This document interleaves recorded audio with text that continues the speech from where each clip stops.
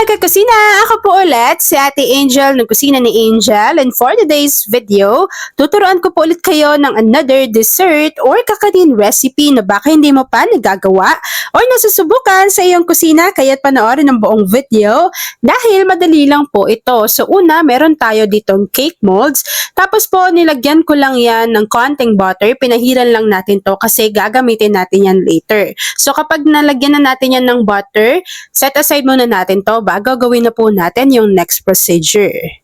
Sa isang kasirola, pagsamasamahin na po natin dito yung mga ingredients. So una, naglagay tayo dyan ng 1 cup ng cornstarch. Kapag nailagay na yung cornstarch, maglagay na po tayo dito ng evaporated milk, pero this time, 1 by 1 muna yung gagawin natin. So una, naglagay muna tayo dyan ng 360 ml ng evaporated milk, tapos po tinunaw natin yung ating cornstarch. After nun, naglagay ulit tayo ng isa pang evaporated milk.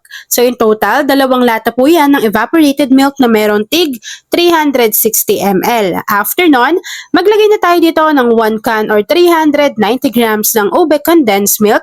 Siyempre, ube flavor to, so ube flavor, then ang condensed milk yung ginamit ko dyan. After po nun, naglagay na rin tayo dyan ng konting vanilla essence or vanilla extract.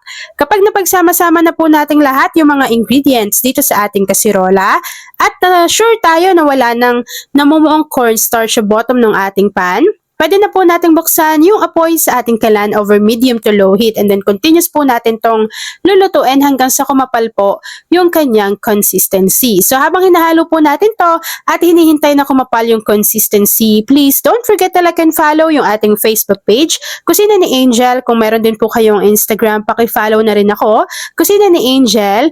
At kung gusto nyo matuto pa ng iba pang mga recipes o kaya naman gusto nyo rin mag-share ng mga niluluto ninyo everyday, pwede kayong sumali sa ating Facebook group. Andiyan lang po yan sa ating Facebook page.